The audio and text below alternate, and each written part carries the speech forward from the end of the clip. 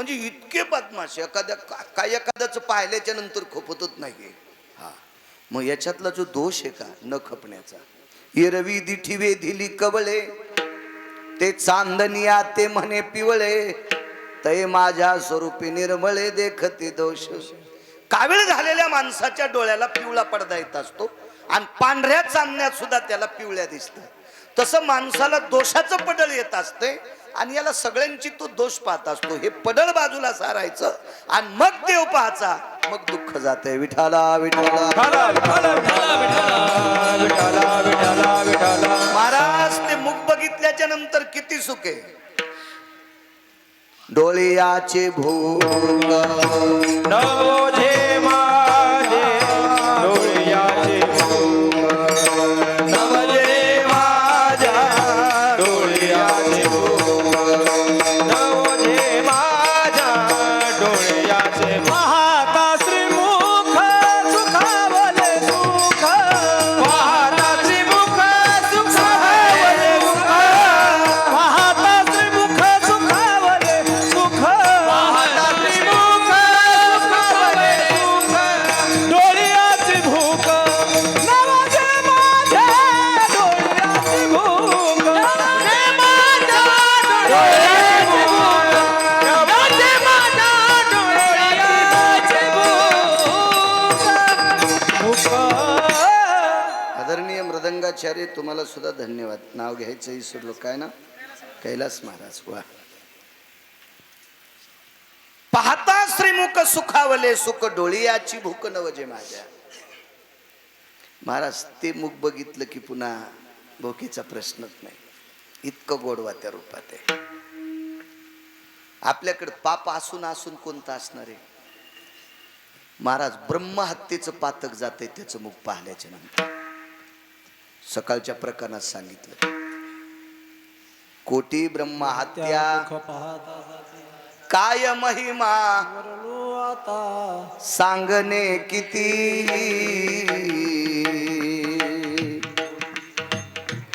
ब्रह्महत्या श्रीमुख पाहता जाते.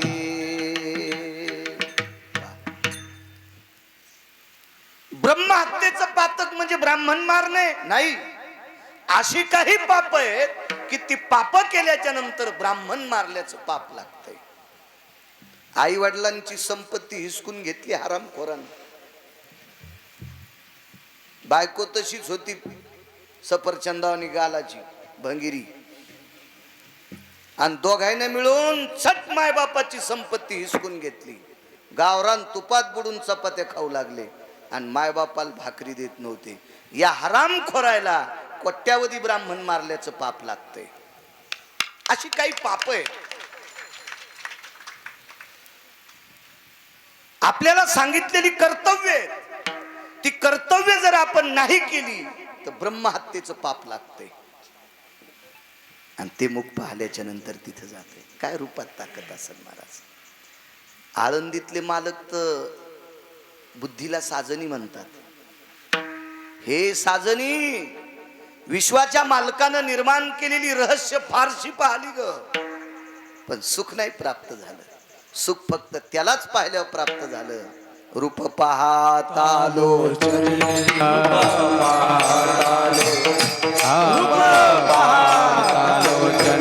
सुख झाले हो साजने, सुख झाले हो साजने, झाले हो साजने, सुख झाले हो साजने, सुख झाले हो साजने, सुख झाले. हे रूप पाहता लोचनी, सुख झाले हो साजनी, सुख झाले हो साजनी, सुख झाले हो साजनी. रूप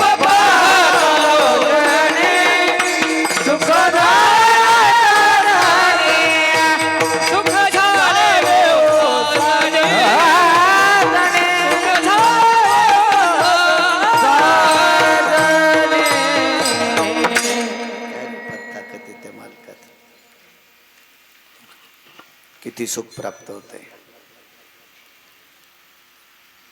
एका बाईने इतकं पाप केलं की ते पाप मोजायला तराजू नव्हतं. इतकं पाप. त्या पापामुळे ती बाई 32 जागेवर वाकडी झाली. तो का म्हणे खूप जादाशी हो रूपराशी ही न कळा. देऊतले मालक सांगतात अत्यंत हीन होती. तिला जर एकांतात असं दिवस माळाता पाहिलं तर माणसाला भीती वाटेल अशी दिसत होती. 32 जागेवर वाकले. मागचं कर्म चुकीचं, प्रारब्ध चुकीचं होतं, गाठोडं चुकीचं होतं. म्हणून नालायक राजाच्या राज्यात तिचा जन्म. खूप छान. राजाला गंध लावण्यासाठी तिला काम. राजा काही वेडा होता का ती इतक्या इडपटबाईच्या हाताने गंध लावायला. पण तिच्या बोटात ताकद होती. तिनं राजाला गंध लावला की त्याला झोप लागत होती. झोप 2 लोकायला येत नाही. ज्याचं दुःख होतं त्याला एक झोप येत नाही. मग काही दुखू, पोट दुखू, डोळे दुखू, कान दुखू, नाक दुखू, घसा दुखू, हातपाय दुखू, पाठ दुखू, झोप येत नाही. कोणाला ज्याचं दुखत आहे त्याला एक, आणि एक दुसऱ्याला एक झोप येत नाही. ज्याला दुसऱ्याचं खपत नाही त्याला एक. या एक लोकायला झोप येत नाही. कोणाची गाडी असेल भारीची, हात लावला असेल त्या गाड्याला काय कुत्र्याने शेपूट हाणली तरी वाजत आहेत. विठाला विठाला विठाला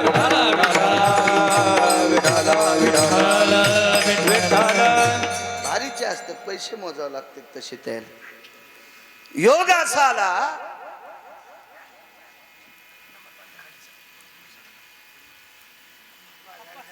कंसाला झोप लागत नव्हती. गाडीच वाजती का? हा सेन्सर असते तिला.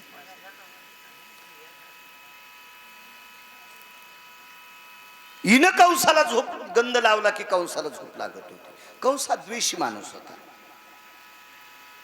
कंसा बिनाकली होता. भागवत आहे का लक्षात येईल तुमच्या.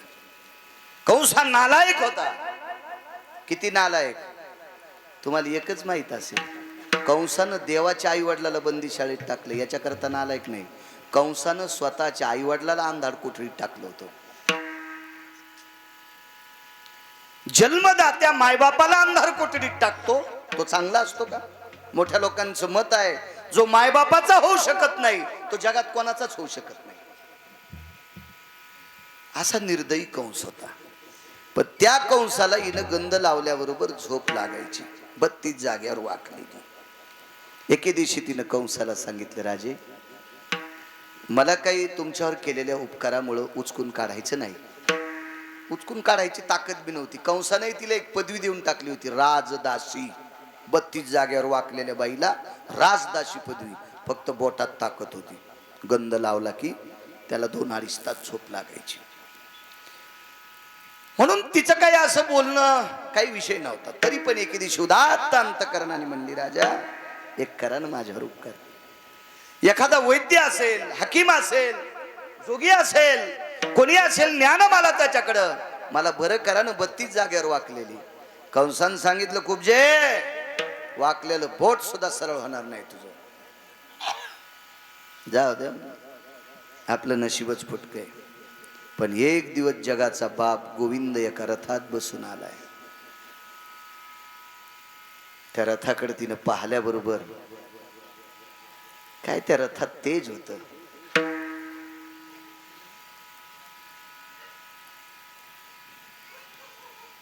महाराज जीवात चढला.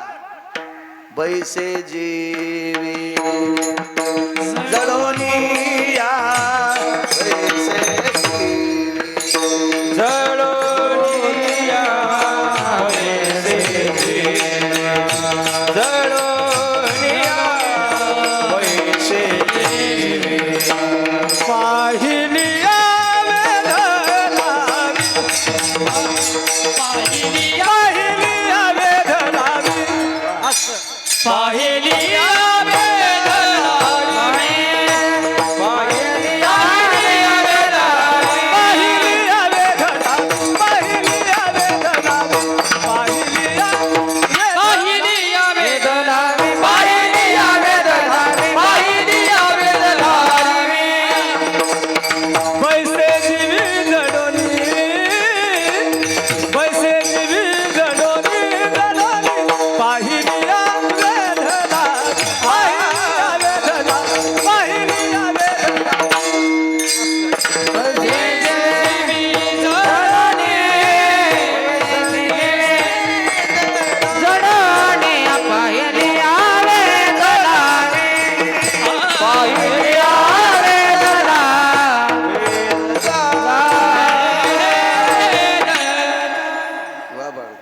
पाठांतर आहे तुम्हाला. पाहिलिया वेध लावी बैशेजवी जडोनी. वेद लागले वेद. नुसता प्रकाश पाहाला रथातला प्रकाश. दीप्तियो तेजकांती नारायणो नकिलाना. दीप्तियो तेजकांती नारायणो किलजनो. काय किळ होती महाराज ती सौंदर्याची. वेद लागले तो प्रकाश पाहिल्याच्या नंतर. आणि वेद असे लागले की पश्चाताप झाला. अनुतापेन शुद्धता. पश्चातापेन शुद्धता. अनुताप झाला. आणि हातातली गंधाची वाटी कंसा करता काढली होती. आयुष्य गेले हे बेट्याला गंध लावता लावता. राजा आहे मथुरेचा. कोण आहे रथात काय माहित. काय मनाचा बदल झाला. अंतःकरणात बदल झाला. राजे हो, तुमच्या गावाची 25, 30, 40 वर्षापूर्वीची परंपरा माहित असेल जुन्या लोकांना. श्री गुरु मौनगिरीची कृपा झाली. श्री गुरु पूर्णगिरींची कृपा झाली. काय बदल झाला महाराज. महाराज अनुताप होतो मोठ्यांच्या सानिध्यात. अनुताप होतो. एक सांगू का तुम्हाला. चांगल्या झाडाखाली बसलं की शरीर थंड होतंय. चांगल्या झाडाखाली बसलं की सावलीनं शरीर थंड होतंय. आणि अधिकारी लोकांच्या सानिध्यात गेलं की अंतःकरण शीतल होतंय. विठाला विठाला. फार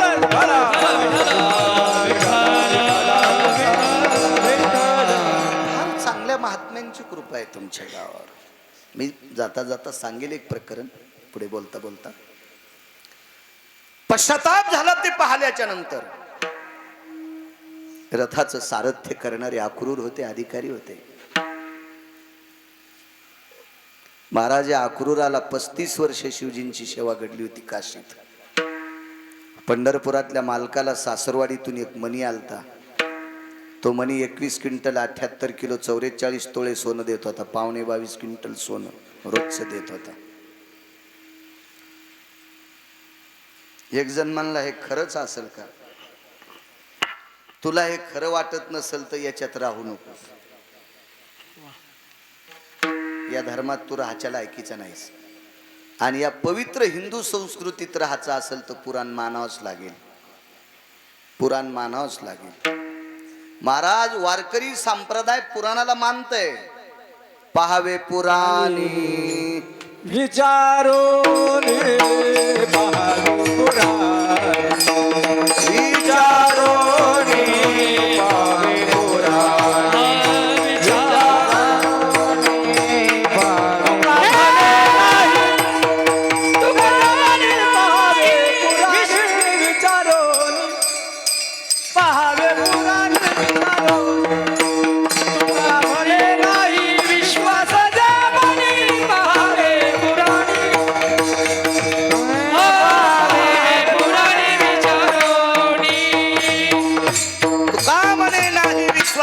म्हणे पहावे पुराणे विचारून. देहूतले मालक सांगतात विश्वास नाही ना पुराण पाय. महाराज आपल्या संप्रदायातल्या लोकांनी बेविश्वास करायचा नाही.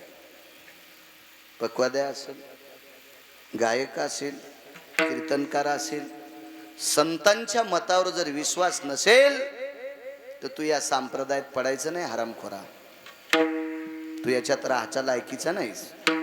अद्याप नाही. आपण आपल्यांना मानणं अत्यंत गरजेचं आहे. 22.25 क्विंटल सोनं देणारा मणी होता. अक्रूराकडे देऊन टाकला. 35 वर्ष काशीत अन्न सत्र झालं. एक घाट बांधला. त्या काळात द्वापार युगातली गोष्ट आहे. तिथे एका लिंगाची स्थापना केली. त्या लिंगाला अक्रूरेश्वर लिंग म्हणतात. आजही अस्तित्वात आहे. जा कधी काशीला जा. 10-5 दिवस तिथं थांबा. ते एसटीत बसून जाता डुकरं कोंडल्यासारखं. ते उतरीत पड पाया बस गाडीत. पुन्हा पुढे गेले की सांगते आता हा गॅसचं थोडी अडचण आहे. पराच्या दिच्या पोळ्या चुरगळल्या.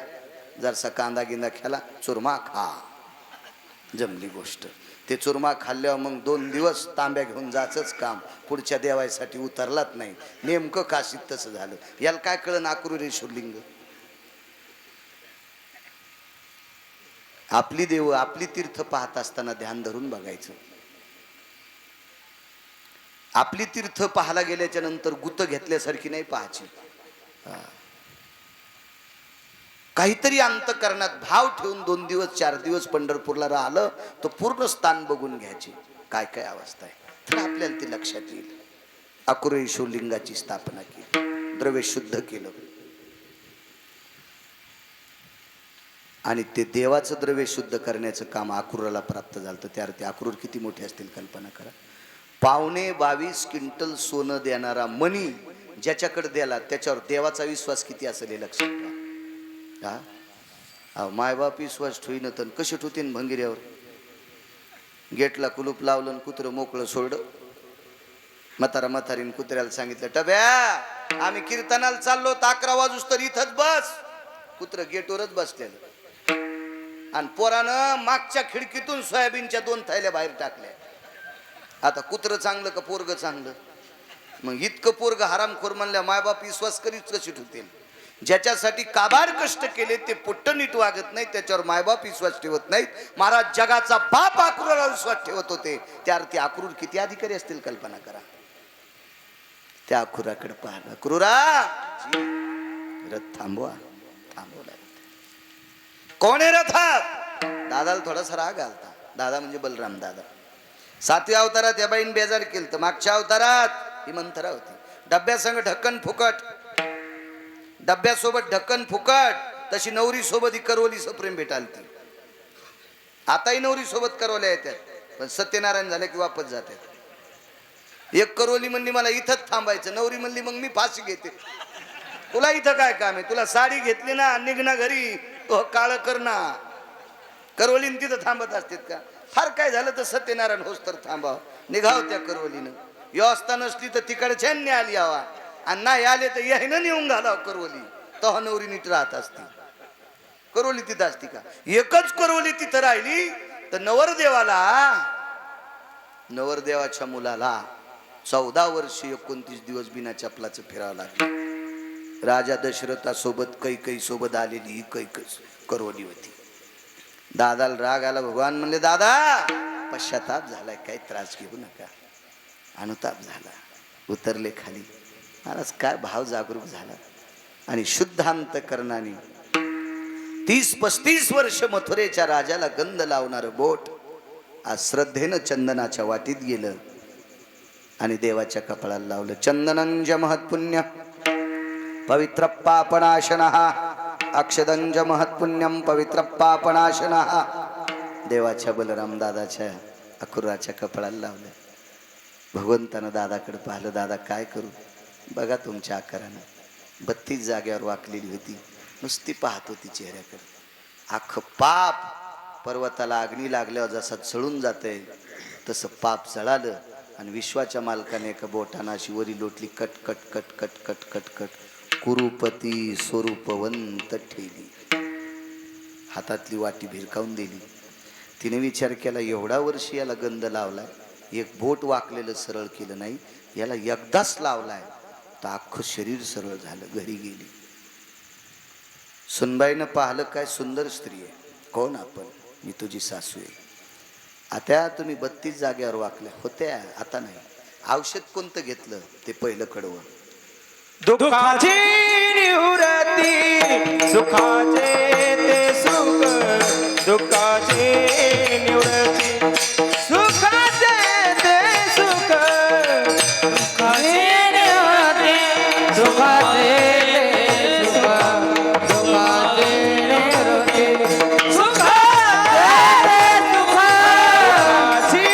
निवृत्ती सुखाचे ते सुख, दुःखाची निवृत्ती सुखाचे ते सुख, दुःखाची निवृत्ती सुखाचे ते सुख, दुःखाची निवृत्ती सुखाचे ते सुख, दुःखाची निवृत्ती सुखाचे ते सुख.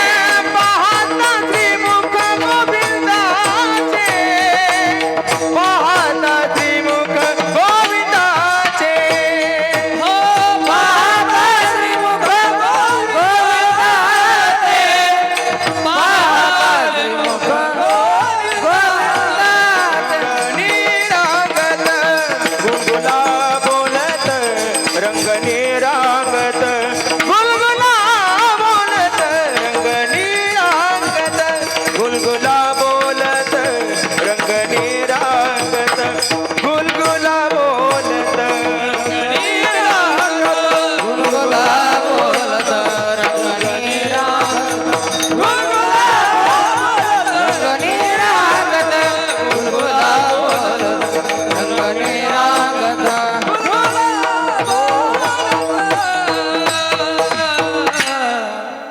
महाराज ते मुख बघितल्याच्या नंतर कायमचं दुःख गेलं. पाहता श्रीमुख गोविंदाचे दुःख गेलं.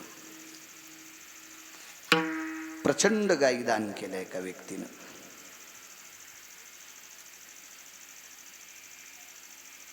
सालंकृत जसं कन्यादान असतंय अशा पद्धतीचं गौदान एका राजानं केलं. दुःखाची निवृत्ती सांगतोय.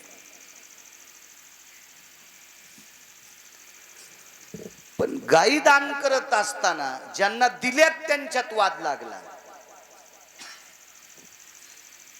कधी कधी दान करणाऱ्या माणसांना घेणाऱ्याचाच शाप लागतो.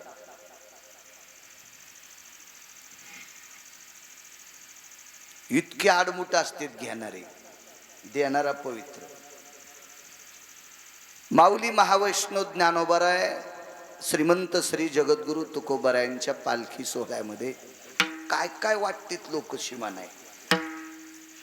पार औषधाच्या गोळ्यापासून सगळं वाटते.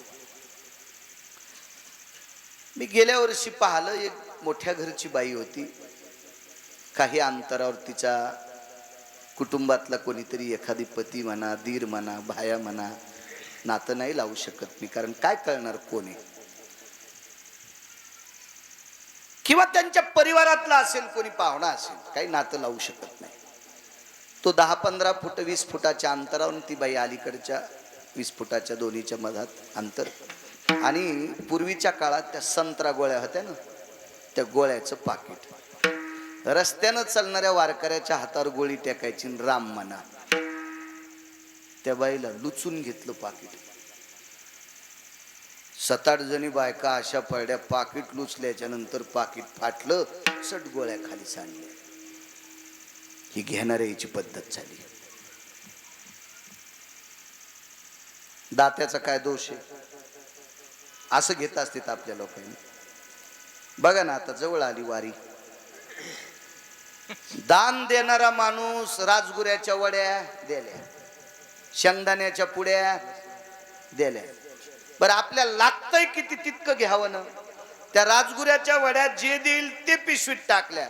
ज्यानं शेंगदाण्याच्या पुड्या दिल्या, जितक्या दिल्या तितक्या टाकल्या. आणि पुढे गेल्यावर एक जणानं केळी दिल्या, 2-4 केळी मधात ठेवल्या, काढायच्या विसरल्या. केळीच्या पाण्यानं राजगुऱ्याच्या वड्याचं पाणी झालं आणि शेंगदाण्याला गेलं. घरी येऊस तर पिशवीतून शेंगदाणे उगले. पळशीतून भैमुख पेरायचंच काम नाही. 12 एकादशीला पुरतील इतका भैमुख पिशवीतूनच जन्माला आला. ही घेणाऱ्याची ताकद आहे. महाराज, घेत असताना लायकी सांभाळून घेतलं पाहिजे. केळी वाटत होता एक माणूस, घ्यावं केळी. डोक्याला आपल्याला, आपण काय भीक थोडं मागतोय, आपल्याला द्यायला ना पुढचा व्यक्ती. आपण ज्ञानोबा आहे, तुकोबा आहे, द्यायला आपल्याला घ्या, पोटापुरतं घ्या. केळी घेतली. बाळू महाराज चालता चालता सोलली, खाल्ली, केळीचं साल्ट रस्त्यात टाकून दिलं. चांगल्या माणसाचा पाय घसरला आणि तो व्यक्ती फ्रॅक्चर झाला. हे रस्त्यात साल्ट टाकणाऱ्याला चंद्रभागेत जरी पुरलं ना 200 फूट खडा करून, तरी हरामखोराला मोक्ष नाही. तुम्ही दुसऱ्याला फ्रॅक्चर केले. महाराज, घेत असताना लायकी असली पाहिजे. एका माणसाकडे एक श्रीमंत व्यक्ती गेला आणि त्या श्रीमंत व्यक्तीनं त्याला व्यथा विचारली, तुला अडचण काय? काही नाही म्हणला. 2 पोते ज्वारी झाली आणि या 2 पोते ज्वारीतली 1 पोत ज्वारी विकली. त्याची मी तुरीची डाळ आणली, काही मुगाची डाळ आणली आणि 1 पोत ज्वारी 2 टाइम भाकरी करायच्या. तुरीचं वरण आणि मुगाचं वरण खातो, पण मुगाच्या आणि तुरीच्या वरणाला मसाल्यासाठी काही नाही माझ्याकडे. मग मिरची असेल, काय हळद असेल, मिरे असतील, जिरे असतील, काय असतील. तर पुढचा माणूस इतका हुशार होता, घरी कोण आहे काय नाही म्हणे, एकटाच आहे. मग जरी बायका पोरं असते तर मसाला वाटला असता, तू काय ताण घेऊ नको, दर महिन्याला 10-12 किलो तूप माझ्याकडून घेऊन जायचं आहे. त्याच्या इथं 100-200 गाईन म्हशी होत्या. 10-12 किलो तूप घेऊन जात जाय, 2 भाकरी भाजायच्या, वगराळ भर तूप घ्यायचं, भाकरीला लावून तूप खायचं, नाही तर तुपात चुरून भाकरी खायची. किती चांगला दाता भेटला. यानं 12 किलो तूप विकत घेतलं, त्याच्यातलं 6 किलो विकलं आणि रोज पाव किलो बैंगन आणायचा. बैंगण्या रोज पाव किलो बैंगन आणायचा, बैंगण्या बैंगन भाजायचा आणि बैंगनावर तूप खायचा. अरे बैंगण्या, बैंगनावर तूप खात नसतेत रे बैंगण्या, वरणावर खावा, भातावर खावा, भाकरी लावून खावा, पोळी लावून खावा. म्हणजे किती अक्कल. देणाऱ्यानं दिलं, मागणाऱ्याला पचलं का ते? नाही महाराज, पचलं. उदात्त अंतकरणाचा राजा आहे. काय गाई दान करायचं. 2 घेणाऱ्याचा वाद झाला आणि राजाला शाप प्रदान झाला. महाराज, देणाऱ्याला सुद्धा नियम आहेत बघा. तुम्हाला एक सांगू का, आमच्या 3 लोकांमध्ये जर आम्ही व्यसन करीत असेल आणि तुम्ही पाकिट दिलं असेल तर बंध्या गावाला पाप फेडावं लागतं. बंध्या गावाला लक्षात ठेवा. तुम्हाला वाटतंय का आम्ही व्यसन तुटलेल्या बैलासारखे मोकळे आहेत? तुमच्या पण बोकांडीवर पाप. व्यसन करणारा मृदंगाचार्य बलीला असेल, व्यसन करणारा गायक बोलीला असेल आणि व्यसन करणारा कीर्तनकार बोलीला असेल आणि त्याला तुम्ही पाकिट दिले असतील तर याचं तिळानं तिळ पाप तुम्हाला फेडावं लागेल. दोघाशी पतन सारिखे, दोघाची पतन सारिखे, दोघाची पतन सारिखे. तर प्रसन्नता वाटते, काम उत्पन्न होत नाही. 10वी-11वीचं वय झाल्याच्या नंतर त्या माऊलीच्या चेहऱ्यावर एक तेज प्राप्त होत असते आणि ते तेज प्राप्त पाहिल्याच्या नंतर, ते तेज पाहिल्याच्या नंतर काही हरामखोराच्या पोटात डब्बा उठत असतो. तो डब्बा असतो वासनेचा, तो डब्बा असतो पापाचा आणि तो डब्बा फुटत असतो. आपल्या शरीराचं, चेहऱ्याचं सौंदर्य तेजोमय वाढलंय आणि त्या पवित्र अंतःकरणाच्या कुमारीनं विचार केला, नराधमांची दृष्टी आपल्यावर पडू नये याच्याकरता ती जंगलात राहिली. पाहता श्रीमुख गोविंदाचे, काय रूपात ताकद आहे त्या मालकाच्या. ती जंगलात राहण्यासाठी गेली. महाराज, जंगलात तिला कोणीतरी तिचा पाठलाग करावा, तिला पकडावा. आपल्याला पकडल्याच्या नंतर आपलं जीवन मातीत जाईल म्हणून ती अशा ठिकाणी जंगलात राहायची. वय झालेली रानगाय, तिला आपण ते गवे वगैरे म्हणतो ना, ते रोही, रानगाय, रानमैस, हरिण, काईट, हे वन्य पशु. एखादा मृत्यू पावलेला हत्ती असेल, मृत्यू पावलेला हरिण असेल, मृत्यू पावलेली रानगाय असेल, मृत्यू पावलेली रानमैस असेल, त्याची दुर्गंधी येत होती आणि जिथं दुर्गंधी आहे तिथं ती थांबत होती. जिथं दुर्गंधी तिथं हे जात नव्हते न पापी. असं जीवन कडीला नेलं. किती सुंदर होती सांगू. ती ज्या झाडाखाली जाईन त्या झाडाला कळ्या लागत होत्या, एवढं सौंदर्य होतं. पण मुलगी होती वारांगणीची, मुलगी होती वेशेची, मुलगी होती नृत्यांगणेची. तिने विचार केला, आपलं आईचं जीवन मातीत गेले, आपण मातीत घालता कामा नये. एक दिवस असा उदयाला आला, महाराज, तिने एका साधूचा चेहरा पाहिला. हे तुम्हाला सांगितलं ना, पापातून मुक्त व्हायचं असेल तर 2च बघा. एक तर उद्धार करणाऱ्या साधूचा.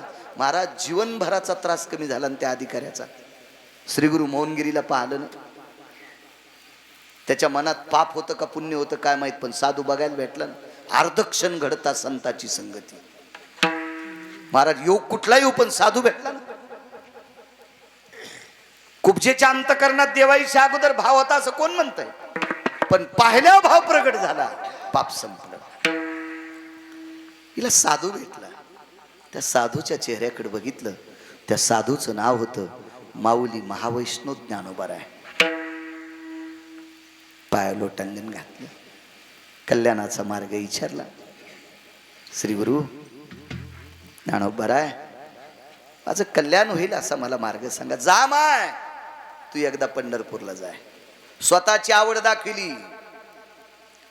ज्ञानोबारायांनी सांगितलं, बाई माझी जी आवड आहे का, माझी जीवीची आवडी, क्या बात आहे, माझी जीवीची आवडी, माझी जीवीची आवडी, माझी जीवीची आवडी.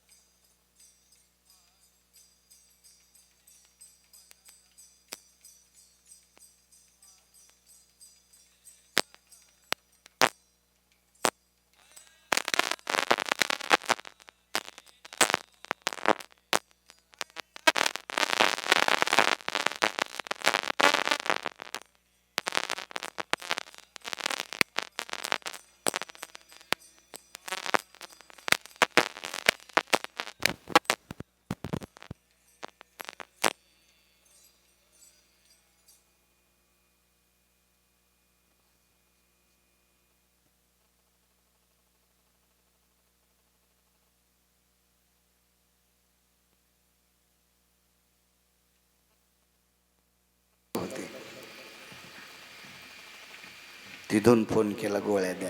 झालं म्हणलं, आपलं दुखणंच गेलं. काय आवड महाराज आळंदीतल्या मालकांची. माझे जीवीची आवडी पंढरपुराने नगुडी. हे माय, माझी आवड आहे पंढरपूर. तू एकदा त्याला पाहायला जाय. धन्य कान्हो पात्राजी झाली भाग्याची, भेटी ज्ञान देवाची मनोनी भाग्य उदयाला आलं. माऊली महावैष्णव ज्ञानोबारांची भेट झाली. जा पंढरपूरला. त्याच्याकडे पाहत पाहत पाहत पाहत डोळे झाकले, पाय धरले, शेवटचा श्वास घेतला.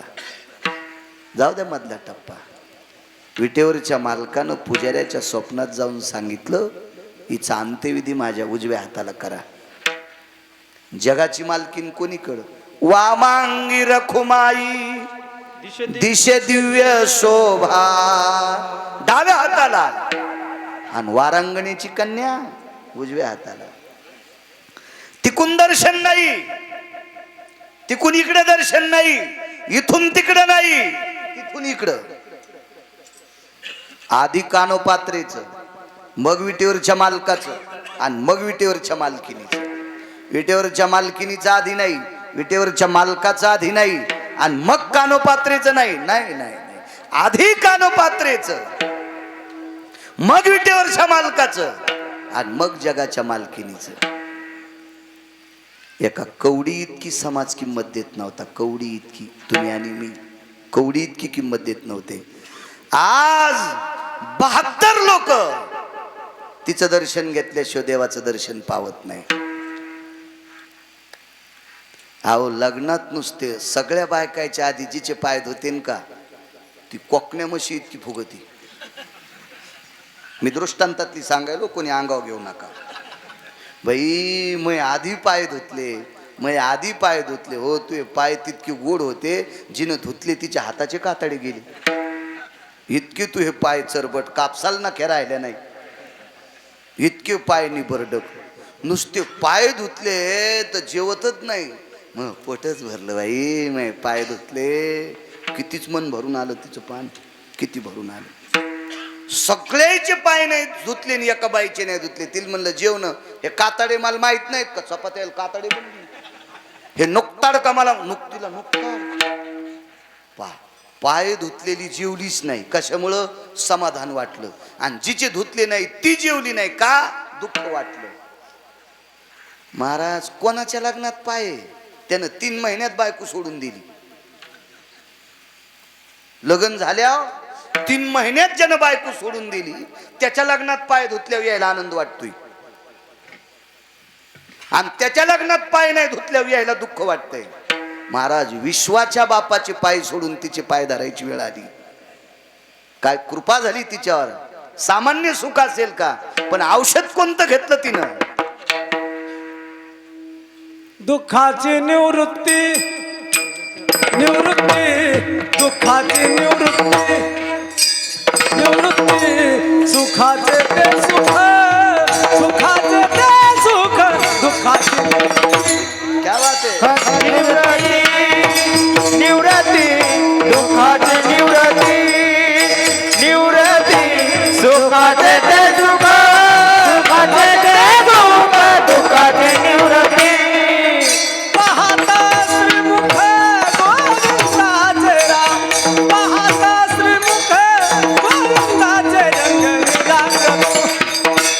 रांग तू, रंग तू, रांग तू, गुलगुला बोल तू, गुलगुला बोल तू, रंग तू, रंगनी श्रीमुख गोविंदाचे, पाहता श्रीमुख गोविंदाचे रंगनी रांगत, रांगत, रंगनी रांगत, रांगत, गुलगुला बोलत, गुलगुला बोलत, रंगनी रांगत, रंगनी रांगत. काय मुखात टाकायचं? वेळ संपला का भाऊ? बर, ठीक आहे. काय ताकद आहे रूपात महाराज. एका बाईकडे एक महाराज गेले. बाईकडे नाही, तिच्या नवऱ्याकडे गेले ते, पण या आधी भेटली. बाईकडे गेले म्हणलं पुन्हा अपभ्रंश वाचा. बाईच्या नवऱ्याकडेच गेले. बाईच्या नवऱ्याच्या गाडीला 222 दिवे होते, म्हणजे 222 मंत्रीपद त्यालाच होते. इतका मोठा मंत्री होता तो. त्यानं सही केल्यावर सगळे मरत आहेत. 222 काम एकट्याकडं. बाळ्या पण त्यानं सही केला की मरतो. तुम्हाला राग याचा काही संबंधच नाही. इतकं पद त्याच्याकडे. पण घरी गेल्याबरोबर आधी बाईच भेटली. बाईनं पाय धुतले. त्या महाराजांना धू दिले का नाही काय माहित. मला वाटतं ते नसतील धू देत. ते अधिकारी महात्मा होते. ते 6व्या क्रमांकाचा संन्यासी होता. नुसता संन्यासी नाही, भजन परंपरेतला होता. नुसता भजन परंपरेतला नव्हता. वारकरी संप्रदायाची स्थापना ज्यांनी केली त्यांनी त्यांना भजनात घेतलं होतं. सुर नर किन्नर नारद तुंबर गाती निरंतर रे. सुर नर किन्नर नारद तुंबर गाती निरंतर रे. माधवा मुरली मनोहर रे. माधवा मुरली मनोहर रे. माधवा मुरली मनोहर रे. नारद तुंबर, देवर्षी नारद होते बसलेले आहेत. माय खुशाल आहेत.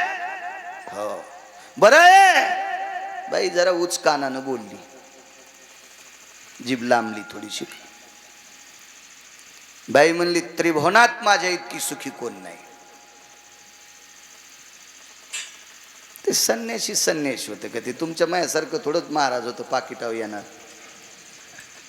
चुकीचं बोललं, गावाला राग आलं तर काहीच द्यायचं नाही. नारळ नाही, बुका नाही, जाय गाडी ढकलीत. महाराज त्याला खिसात नव्हता, पैशाचं स्वप्न पडलं नव्हतं, असा संन्यासी होता तो. स्वप्न नाही, पैशाचं स्वप्न. स्वप्नी जयाचे अर्थ जोडे, माते व्याभिचाराचे कोढे. महाराज स्वप्नात जर पैसा आला तर आईशी संसार केले इतकं पाप. याच्यातून अलिप्त संन्यासी देवर्षी नारद. आणि त्या संन्याशाला काय भीती? ते म्हणले बाई हिशाबात बोल, सुखी नाहीस. बदनापूर तालुक्यामध्ये मेहना गाव आहे.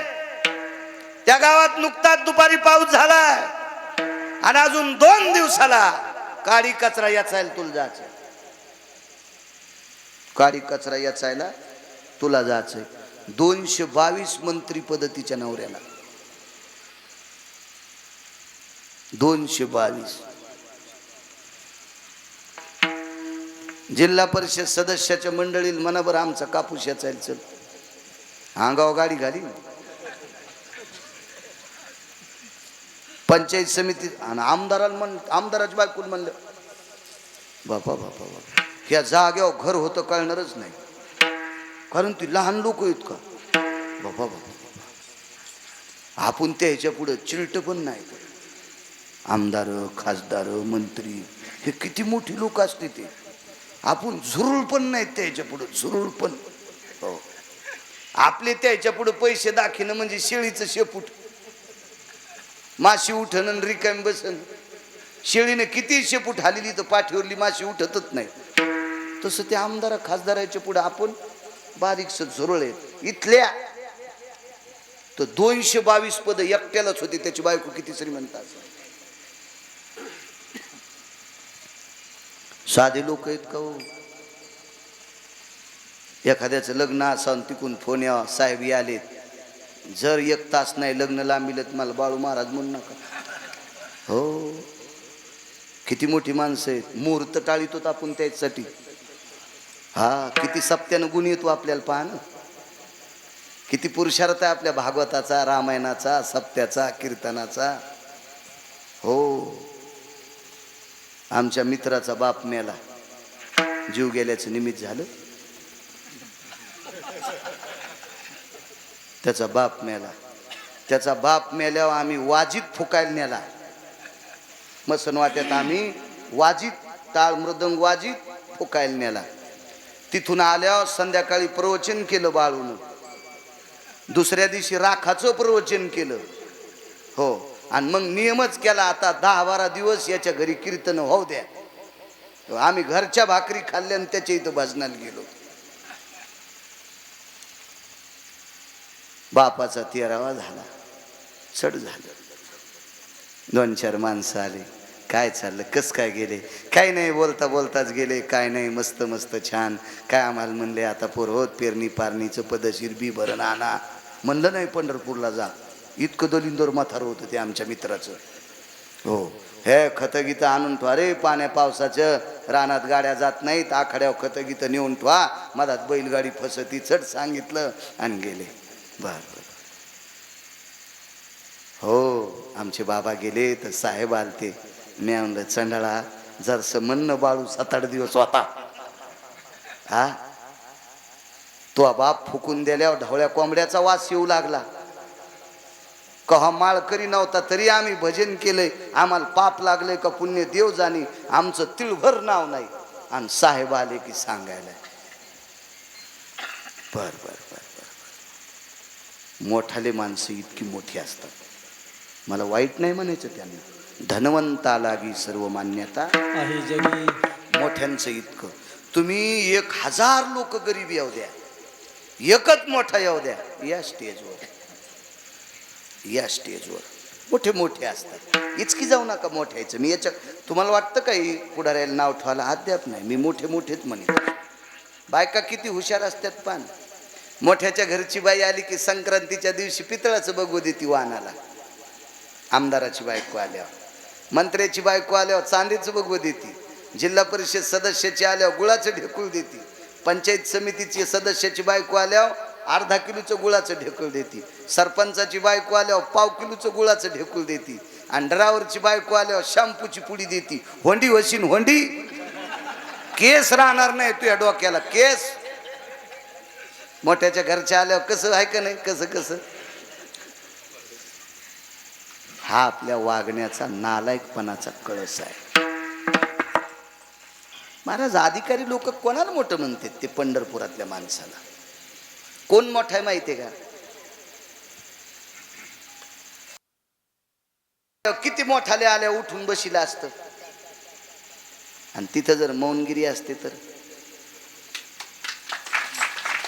ते म्हणले असते यमा राहू दे 7-8 दिवस.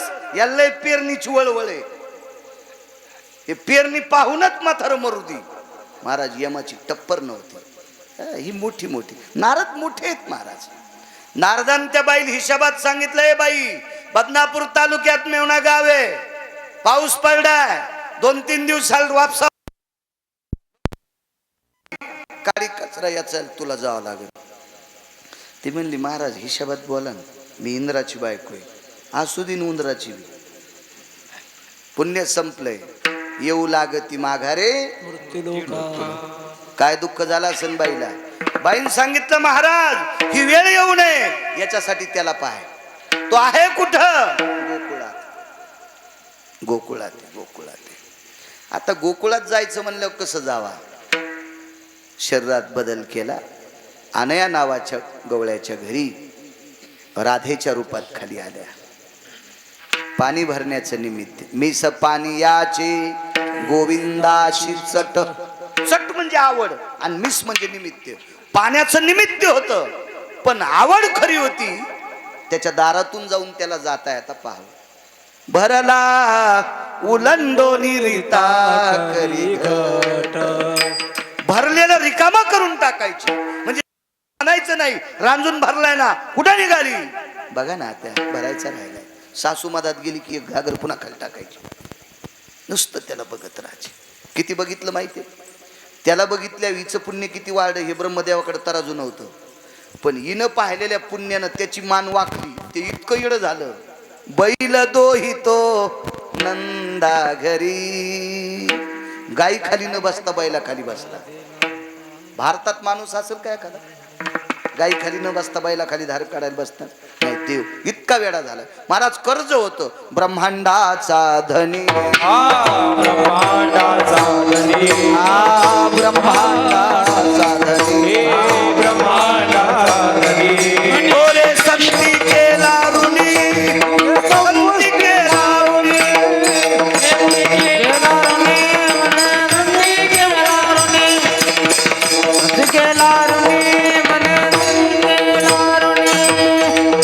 ब्रह्मांडाचा धनी तो संती केला ऋणी.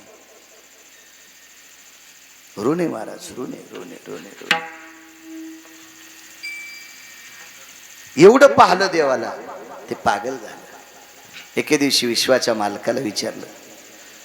मालकानं विचारलं राधे तुला काय देऊ काय नको देऊ. मी गेल्यावर माझं शरीर ज्या मातीत समर्पित होईल ते माती कपाळाला लाव. गोपी चंदन उठी तुळशीच्या माळा. सुख कोणतं दिलं माहिती. चंद्र सूर्य येतोपर्यंत प्रत्येक स्त्री नवऱ्याच्या नावानं कुंकू लाईन. चंद्र सूर्य आहे तोपर्यंत आपल्या महाराष्ट्राच्या मातीतली प्रत्येक स्त्री नवऱ्याच्या नावानं कुंकू लाईन. चंद्र सूर्य आहे तोपर्यंत. पण चंद्र सूर्य आहे तोपर्यंत बायकोच्या नावानं एकही माणूस गंध लावणार नाही. जगाच्या पाठीवर जगाच्या बापानं राधेसाठी गंध लावला. गोपी चंदन उठी तुळशीच्या माळा. इतकं सुख कोणतं असेल का. पाहता श्रीमुख ही रूपात ताकद आहे. बघा पुढचा एक प्रसंग. श्रीगुरु सावता महाराजांची प्रतिमा पुढे आहे. एवढा प्रसंग सांगतो मग विठोबा रुक्माईचं भजन घेतो. श्रीगुरु सावता महाराजाच्या वंशातला एक व्यक्ती होता. त्या व्यक्तीचं नाव होतं सुदामा माळी. द्वापार युगातलं चरित्र सांगतो. सुदामा माळी नावाचा एक व्यक्ती आहे. हा सुदामा नावाचा माळी मथुरेत राहत होता. सुदामा माळ्यांना कंस आवडत होता का नव्हता हे काही मला सांगता येणार नाही, कारण मी तिथला सरपंच नव्हतो. इतकं काही मला ज्ञान नाही. इतकं सांगणार आणि तो पुरावाही सापडा नाही. जितकं सापडे तितकं बोल. मला एक कळतंय वारकरी संप्रदायातल्या वक्त्यानं आधार असल्याशिवाय बोलायचं नाही. आधार नसताना बोलणं म्हणजे गाईचं मांस खाल्लं इतकं पाप लागतंय. मनचं भाडायचं नाही. आधारा वाचून काय सांगेशी कहाणी. पण राजाच्या नगरीत मोठी मोठी असतात. धनवंतालाही सर्व मान्यता आहे. जगी पैशावाल्यांना किंमत असते. महाराज अभंगात पुरावे असतील नवल नाही. मी गाणं ऐकलं ट्रॅक्टर मध्ये. नारे नारे बाप ना भैया सबसे बड़ा रुपैया. नारे नारे नारे बाप ना भैया सबसे बड़ा रुपैया. पैशाला किंमत आहे. म्हणून तरुणांना सांगतो शिक्षण संपलं ना पैसे कमी जा रे. आपल्या वाट्याला शेती आली असेल सकाळी लवकर उठून आंघोळ करून देवाचं दर्शन घेतलं की जात जा शेतीत. हा, शिक्षण संपलं, नोकरी लागली नाही, 10:30ला दात घासायला. तो चुलता काय मुख्यमंत्री आहे का? 10:30ला दात घाशी तू, पार लोकांच्या नेहऱ्या झाल्यावर हे दात घाशी तू, इकडं तिकडं बघून थुक तू. बायको जागवायची अक्कल आहे का तुला? 10:30ला दात घासायला. पैसे कमी जा. शेती आली असेल वाट्याला, नोकरी आली असेल, व्यापार असेल, उद्योग असेल, काय असेल, 2 पैसे घरी आणायचे. 8 रुपयाची दिवसात भाकरी खाणाऱ्यांना 80 रुपये कमवायचे, तर तो महाराष्ट्रात राहण्याच्या लायकीचा आहे. एक जण म्हणला, महाराज एके दिवशी आम्हाला कीर्तनकार भेटले आणि ते म्हणले पैसे का संगण्याचे का? मी म्हणलं त्याच्या गोळ्या संपलेला कीर्तनकार येतो.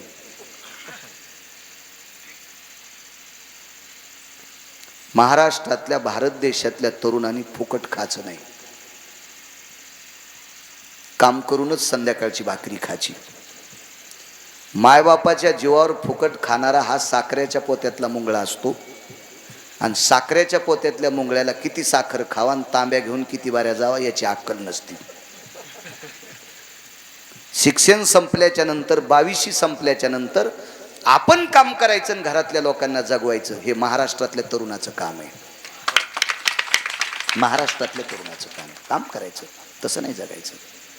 एक सांगू तुम्हाला, अर्थशास्त्राचा सिद्धांत आहे, भोगवादी आणि शोकाची वस्तू घेणाऱ्यापेक्षा द्रव्याचा संचय करणाऱ्याला अर्थशास्त्रात मोठं मानलंय. याचा एक सोपा मुद्दा सांगतो. 1 तोळ्याची अंगठी करणाऱ्याला मी त्याच्या पाठीवर थाप टाकीन, मोबाईल घेणाऱ्याला थाप टाकणार नाही. नोकरी नाही, 1 रुपया कमीत नाही, माय लोकाचा ऊस खुरपायली, बाप दुसऱ्याच्या शेतात आऊत आणायला, आणि त्याच्या पैशावर यानं सफरचंद कंपनीचा मोबाईल घेतला. लाज वाटायला पाहिजे हरामखोराला. नोकरी नाही, काही नाही, घेऊ नका असं म्हणत नाही.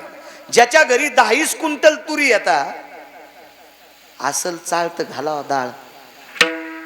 ज्याच्या इथं 10 क्विंटल तुरी येतात त्यानं 5 खोंग्यात डाळीचं वरण घातलं तर चालेल ना. पण आपल्या इथं डोळा शेकायला तूर नाही आणि वरणात नाचायला कसं जमन सुमळ्या. यानंच मोबाईल न घेता 1 तोळ्याची अंगठी घेतली तर गिरगावचा बाळू त्याची पाठ तापटी. शाबास रे पठ्ठ्या. एक जण म्हणला, महाराज अंगठीत काय? मी म्हणलं, तू आता 1 लाख रुपयाचा मोबाईल सकाळी 10 वाजता घेतला आणि त्याच दिवशी 4 वाजता इकायला काढा, केवढ्या लिहितो? खराब झाला का ते मोबाईल? मग काय होते? सगळ्या पैशाने घेतलं तुम्ही, तर घेतात तुम्ही ते सगळ्या पैशाने? नाही. किती पैशाने घेता? अर्ध्या. हो. आणि लयच आडकाठीला आला असेल तर 25%तच. आणि 1 तोळ्याची अंगठी तेवढ्या पैशाची घ्यावं लागेल का नाही? आणि कमी पैशात द्याल का? त्याच्या गोळ्या संपल्यात का? अंगठी कमी पैशात कधी का? नाही. ऐका, मोबाईल 1 घेऊ नका असं म्हणत नाही. एखादा माणूस शोक करतो त्याच्यावर मी जळतो असं डोक्यातलं काढून टाका. आणि माझ्या जळण्यानं काय होणार आहे? मी जर म्हणलं एखाद्याचं चांगलं व्हावं होतं का? मी जर म्हणलं एखाद्याचा बंगला जळावा तर जळू तू का? मानील तो देईल, काही न मानील तो काय. काय ते आमच्या बोलण्यावर होतं काय? ठीक आहे, मला तुमचं खपत नाही, काय होणार आहे तुमचं? माझा एक मुद्दा आहे, मोबाईल जरी घेतला लायकी नसताना तर अडचणी टिकल्यावर फायदा नाही. आपली लायकी नसताना पोटातलं पोट बाजूला काढून जर 1 तोळ्याची अंगठी केली तर परिणाम सांगू. आई वडील आजारी पडले तर इकता येईल, बायको आजारी पडली तर इकता येईल, लेकरायला शाळेला खर्च कमी पडला तर इकता येईल, बायकोची साडी फाटली तर अंगठी इकून साडी आणता येईल, मोबाईल इकून काय आणता येईल. म्हणून पैसे कमवा तरुणांनो. एक सांगू का तुम्हाला, एवढ्या मोठ्या धगधगीच्या काळामध्ये इतका मोठा सप्ताह केलाय. हे मंडप तुम्हाला फुकट लावला का? साऊंड आम्ही 7 दिवसाचे पैसे वरून पडले तुम्हाला. सुदाम, सु म्हणजे चांगला, दाम कष्ट. तुम्ही तुमच्या कष्टातून प्राप्त केलेला अर्थ आध्यात्मिक क्षेत्रात खर्चिला म्हणजे धर्म करण्यासाठी सुद्धा पैसा लागतो, पंढरपूरला जाण्यासाठी सुद्धा पैसा लागतोय, द्वादशीची पंगत घालण्यासाठी पैसा लागतोय, तुमच्या दारात एखादा गरीब आला असेल त्याला चतकोर भाकरी देण्यासाठी सुद्धा पैसा लागतोय. हा, एक सांगू का राजे हो, तुम्ही तरुण म्हणताला आमच्या डोक्यावर काऊन दगड टाकायला? ऐका, बायकोचं लुगडं जर फाटलं तर तिच्या बापाची लाज जात नाही. बायकोचं लुगडं फाटलं तर तिच्या माईची लाज जात नाही. बायकोचं लुगडं फाटलं तर सासूची लाज जात नाही. बायकोचं लुगडं फाटलं तर सासरेची लाज जात नाही. तू का म्हणे नग्न भाज परी ते लाज स्वामीशी. बायकोचं लुगडं फाटल्या नवऱ्याची इज्जत न दिला जाती, म्हणून ती इज्जत न दिला जाऊ नये याच्याकरता 2 पैसे कमी जाणं. या ईदभर पोटाची खळगी भरण्यासाठी सुदामा नावाच्या माळ्याची कमाई होती. फुलाची झाडं लावणे, त्या झाडाची फुलं तोडणे, बाजारात फुलं विकणे. पण या मूर्ख राजाच्या नगरीत राहत होते, म्हणून सकाळी त्याच्या प्रधानाला आणि त्या राजाला 2 हार घालून येत होते. सुदामा माळ्याचं काम. पण ईदभर पोटाची खळगी भरण्यासाठी काम करत होते. एक सांगू का तुम्हाला, काम बंद करून भजन करायचंच नाही.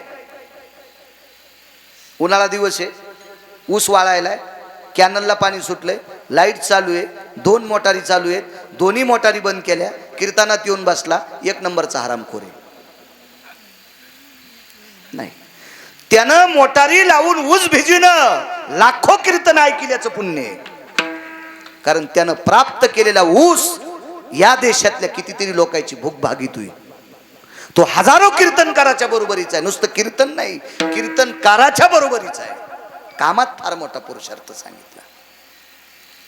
एक सांगू, आई वडिलाची सेवा करणाऱ्याला जर पंढरपूरला जायला भेटलं नसेल ना, तर तुकोबाराय म्हणले मी त्याच्या पाया पडतो.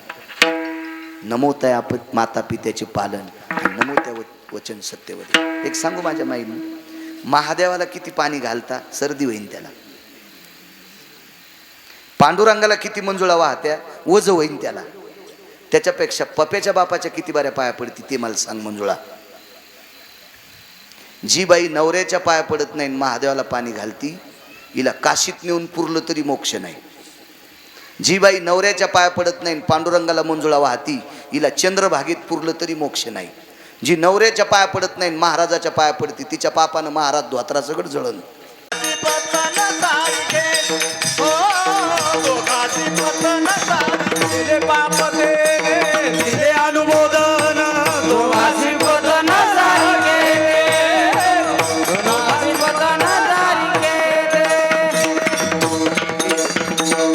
केले पाप जेने दिले अनुमोदन, दोघाशी पतन सारिखेची.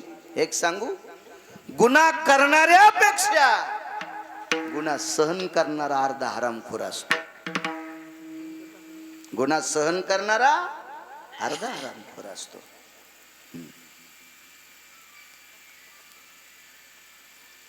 कोणालाही द्यायचं नाही महाराज, जेवण कोणालाही द्या. द्रव्य पात्र विचारो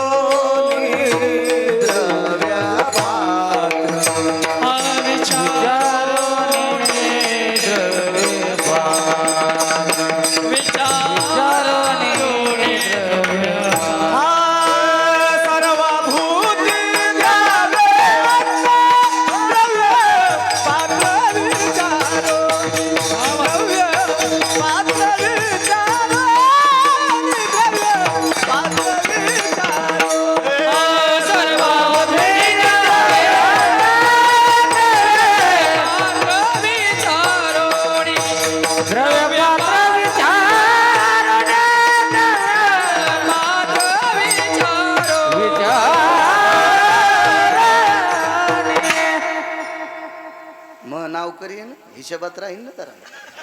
उपतिष्ठे कारण तेथे बीज पेरी. सर्वाभूती द्यावे अन्न. जनलेल्या कुत्रीला अर्धी भाकर टाकली बुवा. कुत्रीच्या भाकर देणाराच्या मधातून मुंगस गेलं तर अर्धांग सोन्याचं झालं. कपोत कल्पित नावाचा साधू, भूक लागलेली होती, 2-4 पिलं होते, कुई कुई करत होते. खाल्ल्याशिवाय दूध येणार नाही आणि दूध आल्याशिवाय पिले वाचणार नाही. कुत्रीला अर्धी भाकर दिली. काय पुण्य महाराज. कोण्याही जातीच्या माणसाला भाकर द्या, शाप नाही देऊ शकत तो, त्याचा आत्मा आशीर्वाद देऊ शकतो. पैसे देत असताना जरासा विचार करा.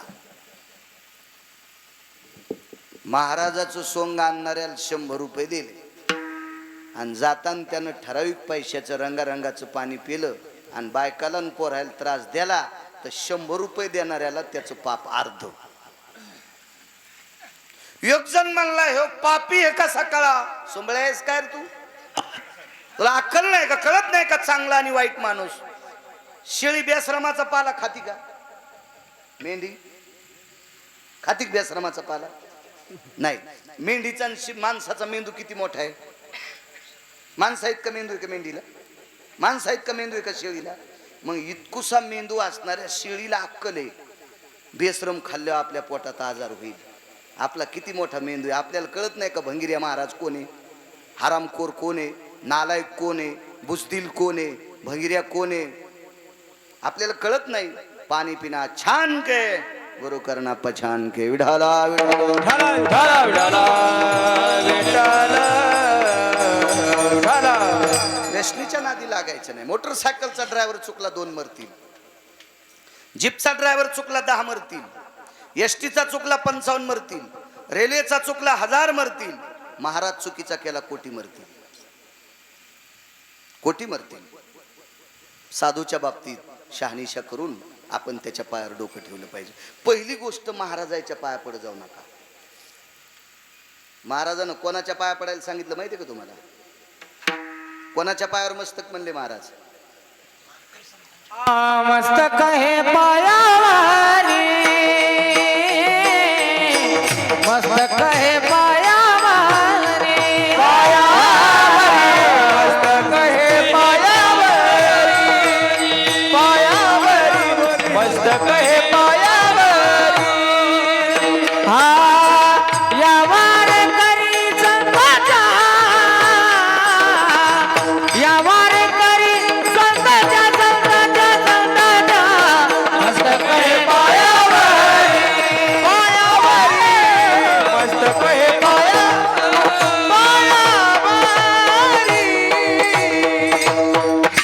वारे पट्ट आऊत झोपून दिल्यावर हानता यावा, आऊत झोपून दिल्यावर हानता यावा. निदान त्याला तरी शेतकरी म्हणायचे. झोपून दिल्यावर बी म्हणला कसं हाणू. वारे वा चांडाळा विडाला पाया पडायचा असेल तर वारकऱ्यांच्या पडा. साधू तपासला पाहिजे, कोणालाही काही द्यायचं नाही, पाप लागतो. महाराज शाप प्रदान झाला. गाई दान करणारा राजा सरड्याच्या योनीला गेला. नृगानाम कीटकयो, नृगानाम कीटकयो योनियतम पदच्युतानां कीटकां मृगास्ति जायते. भागवत सांगतो. या नृग नावाच्या राजाला सरड्याची योनी प्राप्त झाली. किती दुःख आहे महाराज. वडिलांना जशी सालंकृत कन्यादान करावं अशा परिस्थितीत गौदान करावी. गाईच्या शिंगाला सोनं किंवा रूप लावायचं, चांदी लावायची. गाईच्या खुराला रूप लावायचं, मोत्याची झालर पाठीवर टाकायची आणि दुभती गाय समोरच्याला देऊन टाकायची. असं काम केलं. काय राजा होता ते. काय तुमच्या आमच्या सारख्या गाय. आमची इथे एक मथर मरच न पकरू महाराज आहेत का, मरच न ते मथर.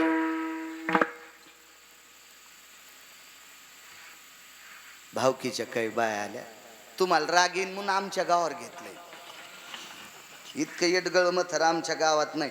हे तात्पुरतं आमच्या गावात घ्यालो, नंतर समजून घ्या तुमचंच सांगायलो. बाया जमल्या म्हणल्या मा किती दिवस झालं पाणी नाही, अन्न नाही, काय नाही, नुसत्या श्वासावर टुळू टुळू टुळू टुळू पाहलंय. 10 किलो ज्वारी टोपल्यात घ्या, म्हाताऱ्याचा हात खुपसा आणि एखाद्या सप्त्याला 10 किलो ज्वारी देऊन टाका. पहाट पहाट वारकरी पिठलं भाकरी खातील. तर ती ज्वारीत हात घातल्याबरोबर त्यांना असं विचारलं, बोलता येत नव्हतं. बायको जवळ आली म्हणली तुमच्या हातानं सप्त्याला 20 किलो ज्वारी द्यायची. हात बागलात. पोरं बाळ खातेन म्हणला आपले येडी आहेस का काय, कुठं बसली सप्त्यात देत. हात बागलात. इतकं मथार भारी. लय रगील होतं. त्याच्या जेवारीला किडे पण लागत नव्हते, कारण किडे म्हणले आपण कोण्या जन्मात पाप केले म्हणून किडे झालोत. आणि या हरामखोराची जेवारी खाल्ल्यावर पुन्हा काय होऊ काय सांगता. त्याच्यामुळं त्याच्या जेवारीला किडे पण खात नव्हते. इतकं म्हातार होते, किडे खाऊ होतं. गावातला एक जण म्हणला म्हाताऱ्याच्या हाताने गाय द्या. म्हाताऱ्यानं असं खुनीलं. म्हाताऱ्याला काय तुमच्या नावानं गाय द्याची, मला गोठ्यात घेऊन चला म्हणला. बाज उचलली, म्हाताऱ्याला कोठ्यात बाज नेली. म्हाताऱ्यानं अशा गायी पाहिल्या, 150 गायी होत्या. सगळ्या गायी पाहिल्या आणि एक गाय इतकी गुबगुबीत होती. म्हणला ही देऊन टाका. आणि गाय दिली मला. द्या म्हणले बाळू महाराजाला गाय. मला गाय पाहिल्यावर बरं वाटलं ना, गुबगुबीत. मी म्हणलं इतकी लट गाय द्यालच कसं म्हातारं. गाय म्या घरी आणल्यावर 3 तासातच मेली. पुरायला 1600 लागले. घंटा लागला पुरायला. आणि JCB वाल्यानं 600 रुपये येण्या जाण्याचे घेतले. ते म्हणला तिथून चालू झाली JCB. 1600 रुपये लागले. नंतर त्या म्हाताऱ्याकडे गेलो आणि म्हणलं मला तुम्हाला गुरु करायचंय. काऊन? मला ती गाय कस काय दिली? म्हणला तिला निकाळ्या झालता. म्हणलं तुम्हाला कस काय कळाला? शेपटीला काळं जर शेण लागलं होतं, म्हणजे तिचं रक्त काळं पडलं, पोटातलं अन्न काळं पडलं. आणि मला माहित होतं ही 1.5 दिवसात मरती, पण तू हे इथं 4 घंट्यातच मेली. ही आमच्या इथं मेली असती तर पेरणीत गडी गुतला असता कडा कांदायला. त्याच्यामुळे ही पिढा तू हो घातली. हे असे काही काही गाई दान देणारे. वा वा वा वा वा. मला वाटतं यम पण कदरत असन या भंगिऱ्याला नाही आला. यम पण विचार करीत असन कायच मेमरी कार्ड यायचं, काय बहादर येते. वा वा वा वा. तो नृगराजा होता महाराज. सरडाच्या योनीला आला. दुःख झालं राजाला, काय करावं, कशाने उद्धार होईल? ज्या दिवशी जगाचा बाप पाशील त्या दिवशी उद्धार. वृंदावनाच्या स्थळावर मोठा खड्डा आहे. त्या खड्ड्यात हा नृग नावाचा राजा कीटकाच्या सरड्याच्या योनीत पडलेला आहे. गायी वळण्यासाठी गोपाळ गेले. वनी खेळती बाळ बल्लवाचे, तुरे खोविती मस्तकी पल्लवाचे. वनी रे वनी खेळती बाळ बल्लवाचे, बाळ बल्लवाचे. वनी खेळती बाळ रे बाळ बल्लवाचे. तुरे खोविती मस्तकी मस्तकी पल्लवाचे. वनी खेळती बाळ बल्लवाचे. काय ते गोपाळ खेळत होते. बघता बघता काही गोपाळ गेले. त्यांनी तो सरडा पाहला. बहाला नारायण. बहाणं म्हणजे बोलवणं. बाहिला रे नारायण. कन्हैया या इकडे. केवढा मोठा सरडा आहे. जगदानंद कंद गोविंद प्रभू आले. त्या खड्ड्यात डोकावून पाहिलं. महाराज सरड्याच्या येवणीतला नृगराजा विश्वाच्या मालकाकर डोळे भरून पाहिल्याबरोबर शरीरातून दिव्य ज्योत निर्माण झाली. 2 पार्षद आले. त्या पार्षदानं विमानात बसवलं आणि पूर्वपदाला घेऊन गेले. तिथल्या लोकांनी विचारलं, नृगा अरे सरड्याच्या योनीत पचत होता, किती प्रचंड दुःख होतं, हे दुःख गेलं आणि पूर्वपदाला आलास, औषध कोणतं घेतलं? पाहता श्रीमुख गोविंदाचे, पाहता श्रीमुख गोविंदाचे, पाहता श्रीमुख गोविंदाचे. दुःखाची निवृत्ती, सुखाचे ते सुख, दुःखाची निवृत्ती, सुखाचे ते सुख, दुःखाची निवृत्ती, सुखाचे ते सुख, दुःखाची निवृत्ती, सुखाचे ते सुख, दुःखाची निवृत्ती, सुखाचे ते सुख, दुःखाची निवृत्ती, सुखाचे ते सुख.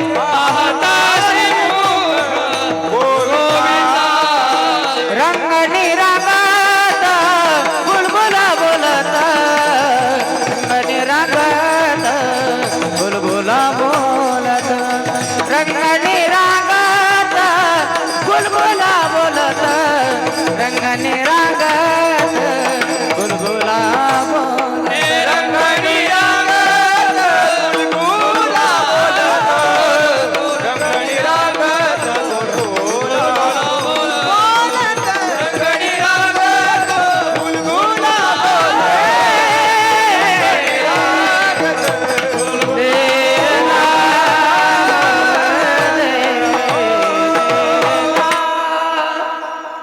की त्याच्या मुखात ताकद आहे, एवढी ताकद आहे. महाराज बघायचं असेल तर साधू बघा, बघायचं असेल तर देव बघा. आम्ही निघताना थोडी थोडी एक अर्धा थेंब चालू होता नाही का तुमच्या तिथून त्या बैठकीतून निघताना एक अर्धा.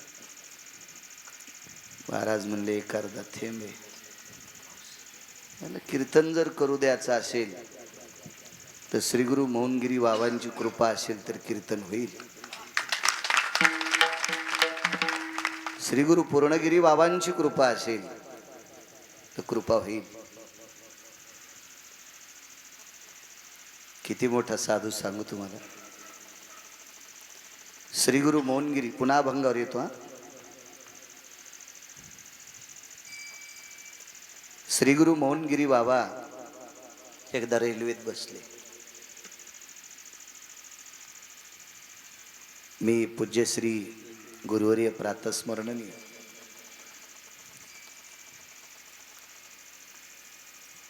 श्री गुरु बाबांचे मौनगिरी बाबांचे गोडसे एक शिष्य आहेत.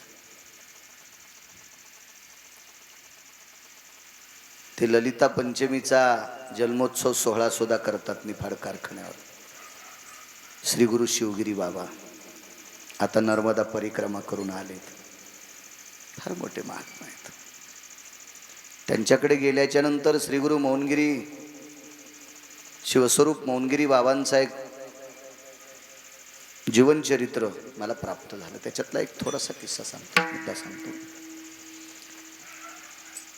महाराज रेल्वेत बसले. महाराजांना बसण्यासाठी प्रथम श्रेणीचा डब्बा होता. आपण ज्याला फर्स्ट क्लास म्हणतो इंग्रजी भाषेमध्ये. 3 टायर 2 टायर आणि फर्स्ट क्लास. आणि महाराज ज्या डब्यात बसले कोपऱ्यातली 2 लोकांची कॅबिन होती. ती 4 किंवा 2 लोकांची असते. योगायोगाने त्या कॅबिन मध्ये एक मोठा अधिकारी बसलेला आहे. तो तसा पंजाब प्रांतातला होता आणि त्याला खाली जायचं होतं इकडं नांदेडला. मोठा अधिकारी.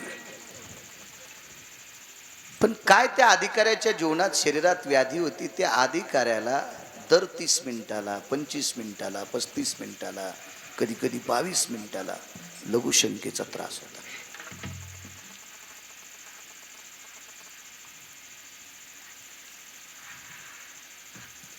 खरं त्याचं सीट होतं खालचं. आणि श्री गुरु शिवस्वरूप मौनगिरी बाबांना सीट वरच मिळालं. 2चीच कॅबिन होती. फर्स्ट क्लास प्रथम श्रेणीचं तिकीट. वयाचा टप्पा पुढे गेल्यामुळं ओढे चढणं शक्य नव्हतं. विनंती केली, मी इथं पडू का?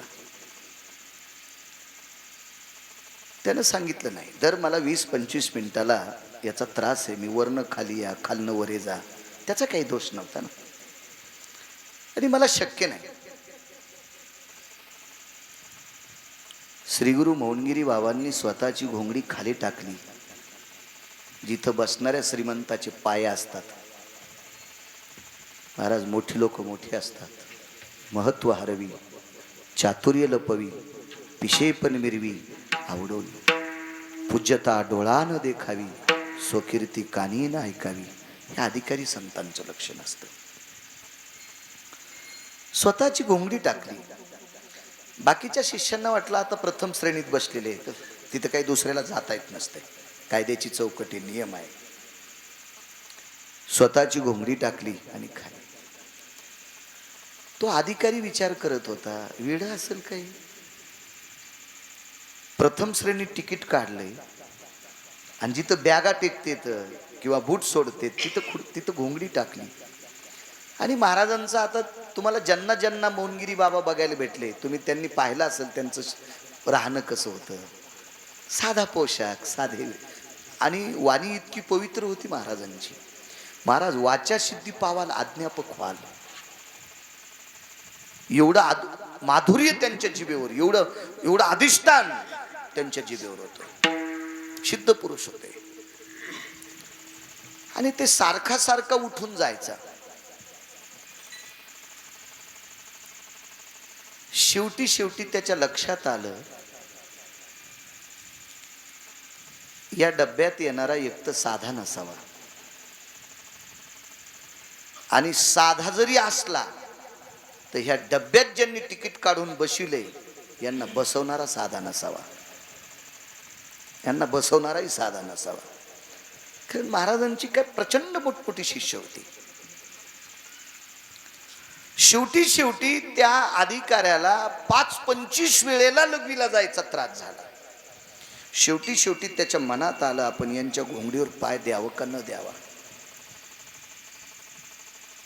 काय त्याच्या मनात पश्चाताप झाला देव जाणे. त्यानं हातानंच घोंगडीचा थोडासा कोपरा पलीकडे सर केला. महाराज, मुंगीच्या मनातलं ज्याला कळतंय त्याला साधू म्हणतात. मुंगीचं मनोगत कळतं का, त्याला साधू म्हणतात. आणि मुंगीचं मनोगत दोनच लोकांना कळतं, एक संताला आणि एक दयाळू लोकांना. शेतकरी दयाळूच्या यादीत येतो बरं का, शेतकरी दयाळूच्या यादीत येतो. रक्ताचा घाम करून मातीत टाकतो आणि मग विश्वातल्या लोकांना जगण्यासाठी मोती तयार करतो, तो शेतकरी राजा असतो. त्यालाही मुंगीचं मनोगत कळतंय. प्रजन्य पडेल अर्ध घटिका, अर्ध्या घटिकेत पाऊस पडेल, हे मुंगीच्या मनोगतावरून शेतकरी ओळखीत होता जुना. अंडे काढून या देखा आणि कास्तळाने तसे, प्रजन्य रे पडेल अर्ध घटिका.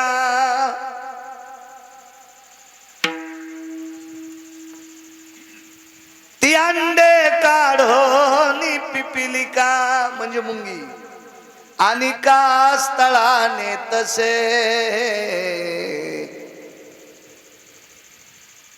मुंग्यानं तोंडात त्यांचे अंडे धरून निघाले की जुनी माणसं म्हणायचे, अरे 2 दिवसात पाऊस येतो गडे, काही वेळात पाऊस येतो. हे दयाळू लोकांना कळतं. महाराज, मनात उर्मटता आलेल्या माणसाच्या अंतकरणात कालांतरानं या साधूच्या घोंगडीला पाय लागू देऊन इतका भाव जागा झाला. आणि थोड्या वेळानं महाराज उठले. श्री गुरु शिवस्वरूप, श्री गुरु मौनगिरी महात्मा उठले, श्री गुरु जनार्दन स्वामी उठले आणि तिथेच घोंगडीवर मागे सरकून त्याच डब्याला असं टेकू दिला आणि विचारलं, साहेब इतक्या वेळा जाता? ते काही बोललंच नाही. ते त्रासून गेलत ना. त्याला वाटतं काय बोलायचं या महात्म्याला. महात्मा काय, साधी परिस्थिती होती ना. ते काय 10-5 अंगठ्या, गळ्यात लॉकेट असं काय नव्हतं. साधी माणसं होती. त्यानं मनात आणलं तर अब्जानं रुपये जमा होतील इतकी त्यांच्यात ताकद होती. पण ते राहत साधे होते ना, साधे राहत होते ते. पण आता साध, आणि लोकायला काय माहितीये का, लोकायला अशी टोकाची लोक लागते. काटाळ वांगे, हो काटाळ वांगे. काय महाराज मोठे येतो बापा बापा बापा बापा बापा, ते केवढ्याच गाडीत आलेत. अरे सुंबळ्या, गाडीनं भारत देशातले गुंड पण फिरत येत. भारत देशातले गुंड पण भारीच्या गाड्याने फिरत येत. महाराज गाडीत बसला काय नवलाची गोष्ट आहे. महाराज गाडीत आला काय नव. अरे लोकनाट्यवाल्याला व्हॅनिटी कार आहेत 3-3 लाखाच्या, 3-3 नाही 2.5 कोटी रुपयाच्या व्हॅनिटी कार आहेत. व्हॅनिटी कार लोकनाट्यवाल्याला. महाराज 5-50 लाखाच्या गाडीत बसला म्हणजे लय शहाणा आहे होय. ह्या देशातल्या शेळ्या बाजाराला पायी पायी जाईनच.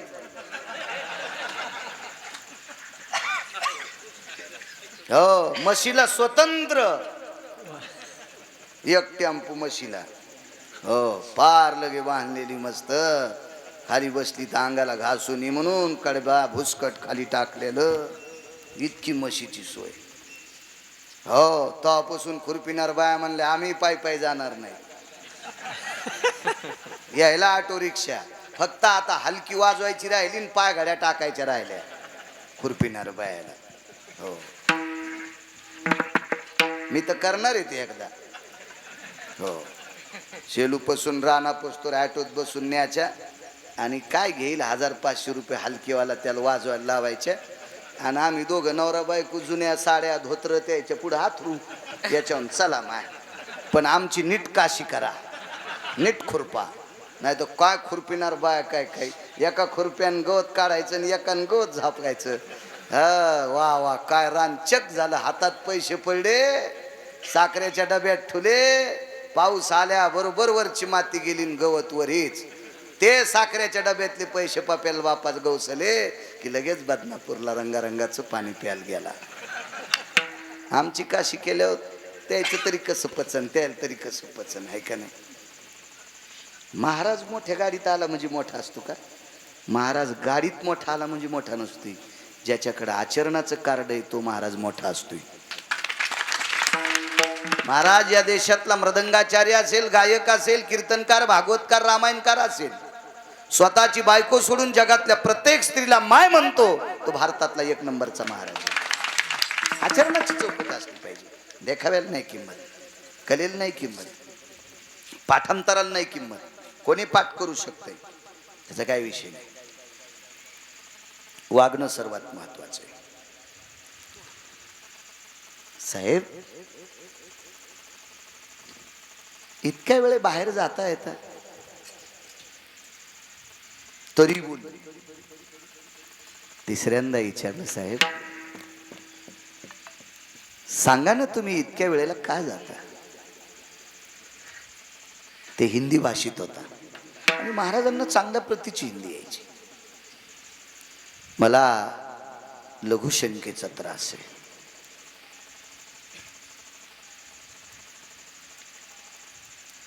गुरुवर्य मोहनगिरी बाबाने सांगितलं एकदा हातपाय धुवून येता का. प्रथम श्रेणीचा डब्बा असल्यामुळं चांगली कॅबिन होती. हातपाय धुतले, चूळ भरली, तोंडावरून हात फिरिला, येऊन बसले, पिशवीत हात घातला आणि 2 बोटात बसेल एवढी चिमूट हातावर टाकली. घेता का इतकी. तो मोठा अधिकारी होता. त्याला वाटलं हे अवलिया माणूस काय देईल आपल्याला काय माहित. घ्या घ्या साहेब, ले लो. ती भूत खाऊन टाकली. महाराज कायमचा लघवीचा त्रास कमी झाला. कायमचा कायमचा. चरित्र वाचा, लक्षात येईल तुमच्या. देव करू शकत नाही. पंढरपुरातला मालक आणि काशीतला मालक हे दुरुस्त करू शकत नाही. का? कारण ते बायोडाटा पाहतात. आणि तुमचा बायोडाटा चुकीचा असेल तर पंढरपुरातला मालक आणि काशीतला मालक दुरुस्त करू शकत नाही. बायोडाटा चुलीत घालून दुरुस्त करतात ती फक्त संत असतात. आणि तशा पवित्र संतोचा कृपा आशीर्वाद तुम्हाला लाभलेला आहे. एक तर देव पहा दुःख जाईल, किंवा तसे साधू पहा तुमचं दुःख जाईल. विठाला विठाला विठ्ठल